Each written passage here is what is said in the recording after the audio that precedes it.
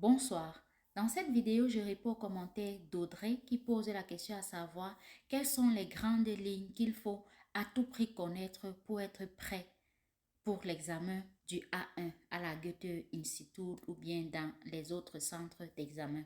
Alors, il faut savoir que le A1, c'est le tout premier niveau en cours de langue, c'est-à-dire un niveau dans lequel on voit beaucoup plus les bases de la langue, donc l'alphabet, les salutations, les présentations. Et c'est sur ça vraiment qu'on reste centré pendant les examens. Ici, je te ferai une liste des notions à savoir, à connaître pour réussir à ton examen du A1.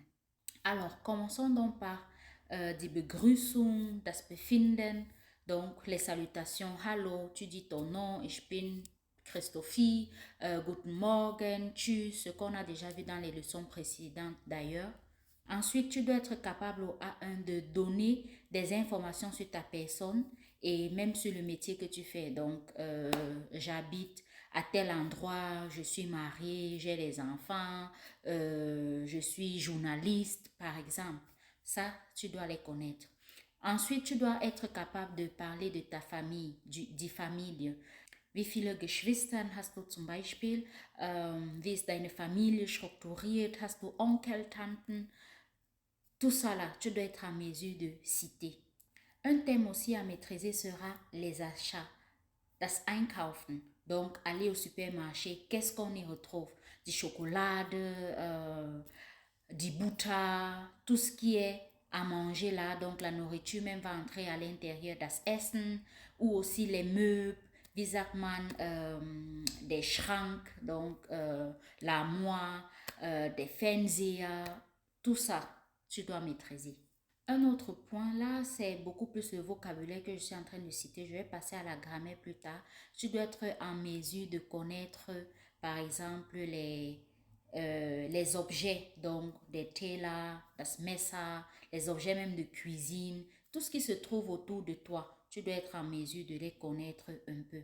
Être aussi en mesure par la même occasion de parler de ton Freizeit. Donc, lorsque tu es libre, qu'est-ce que tu fais généralement, comment tu occupes tes journées, ou bien même essayer de planifier quelque chose avec quelqu'un.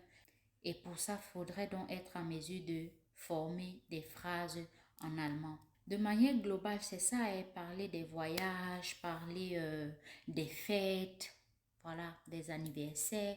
Ainsi, les thèmes que j'ai cités précédemment, ce sont les thèmes dans lesquels tu vas agrandir ton Wortschatz, ton vocabulaire. Tu vas apprendre de nouveaux mots pour pouvoir les appliquer dans tes phrases, du Schreiben ou même du Sprechen, et tu vas jumeler la grammaire qui vient avec. Pour la grammaire, on va commencer par exemple avec les conjugaisons des verbes plutôt faciles. Heißen, kommen, heißen, je m'appelle, s'appeler, kommen, venir, gehen, partir. Donc, ce genre de verbes, aller, manger, les verbes plutôt faciles. Ensuite, on va avoir aussi, vous verrez en tout cas les déclinaisons des dits das. On va parler du nominatif, de l'accusatif, du datif, du génitif. Mais peut-être pour le A1, non, même au A1, on parle déjà du génitif. Tout ça est mélangé, mais pas très, très approfondi.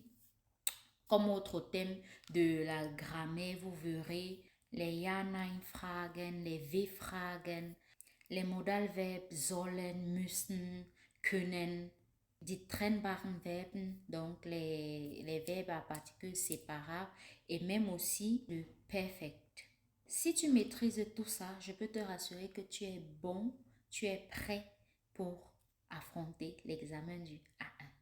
Beaucoup de courage à vous tous. J'espère que cette vidéo vous aura aidé. Abonnez-vous pour apprendre plus.